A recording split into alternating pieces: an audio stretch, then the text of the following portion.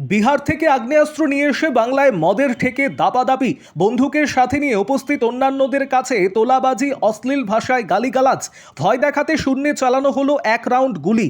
ঘটনার খবর পেতেই তৎপর হয়ে 2 দুষ্কৃতীকে গ্রেপ্তার করলেন পুলিশ আধিকারিকেরা। মালদার হরিশ্চন্দ্রপুর থানার বাংলা বিহার সীমান্তবর্তী ভালুকা অঞ্চলের ঘটনা। ধৃতদের নাম আশিকুল রহমান, বাড়ি মশালদাহ বাজার এলাকায়, এবং অন্য একজনের নাম শ্রীরাম যাদব, বাড়ি বিহারে।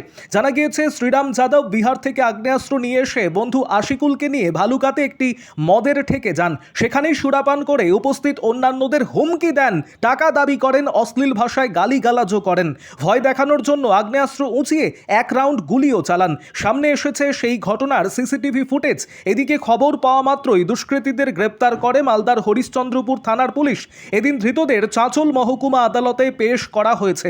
অন্যদিকে ঘটনা সামনে আসতেই শুরু হয়েছে রাজনৈতিক তরজা। 2 রাজ্যতেই বিজেপি ক্ষমতায়। আমাদের সরকার যখন ছিল তখন বিহারের দুষ্কৃতীরা বারবার বাংলাকে অশান্ত করত। এখন সব দায়িত্ব বিজেপির। খোঁচা তৃণমূল জেলা যুব সহ সভাপতি পূজন দাসের। অন্যদিকে পুলিশ তৎপর। আগে তৃণমূলের আমলে এরা এখানে এসে দাপিয়ে বেড়াতো, এখন সেই দিন শেষ, সেটা বুঝতে হবে। অন্যায় করলে ছাড় নেই, হুঁশিয়ারি বিজেপি নেতা ওম প্রকাশ ঘোষের। এই ঘটনায় শুরু হয়েছে রাজনৈতিক চাপানোতর। আরও আপডেট থাকতে আমাদের ভিডিও শেয়ার ও ফেসবুক পেজটিকে লাইক করে ফলো করে দিন। বলছি বন্দুক কোথা থেকে পেলেন? बंदूक कहाँ से पकड़ा? बंदूक कहाँ से लाया बंदूक? बंदूक कहाँ से लाएंगे? बंदूक फायरिंग किया ना आपने? हाँ, क्यों किया? झगड़ा हुआ था इसलिए कि किस लिए झगड़ा हुआ था? क्या लेके झगड़ा हुआ था? हाँ, दारू पीने के लिए गए थे कहाँ पे? ठेका में।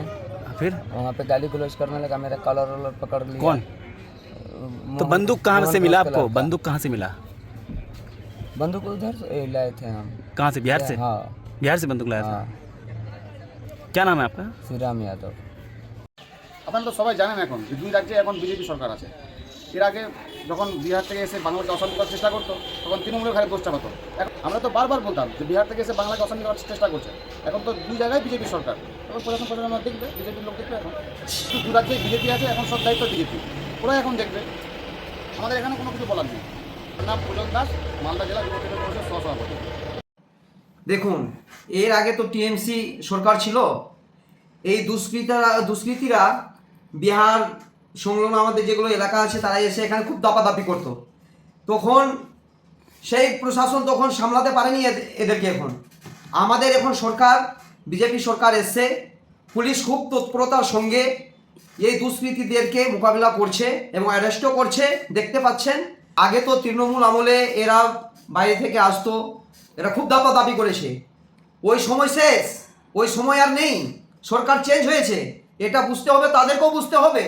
এটা আমাদের এখন যা সরকার আছে, পুলিশকে ফ্রি হ্যান্ড দিয়েছে, কোনো দুষ্কৃতি, কোনো অন্যায় সমাজে চলবে না। এটা আমাদের মুখ্যমন্ত্রীর সব বার্তা আছে, এটা সবাই যেন মাথায় ঢুকিয়ে নেই। আমাদের পুলিশ প্রশাসনকে ধন্যবাদ জানাবো, ওরাও খুব অ্যাক্টিভ। আমাদের প্রশাসন, আমাদের মুখ্যমন্ত্রী পুলিশকে খোলা হাতে ছেড়ে দিয়েছে। কোনো রকমের কোনো অন্যায় হলে তাদের কোনো রেহাই নেই। ওম প্রকাশ ঘোষ।